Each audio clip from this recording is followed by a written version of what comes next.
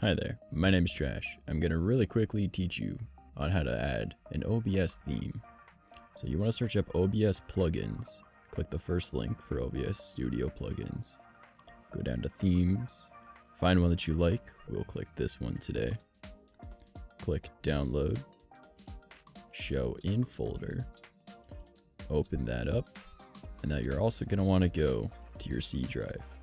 Going to go to program files, OBS Studio, data, OBS Studio, themes, and we are just going to grab these. Now you can pick either with font or without font. I'm going to pick without font.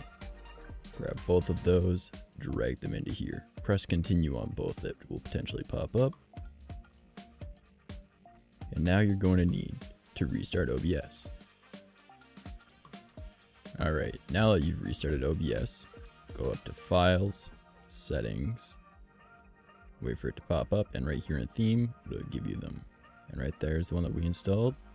Give it a moment to load up. Press Apply. Okay, and you're all good and ready. Hopefully you guys found that useful.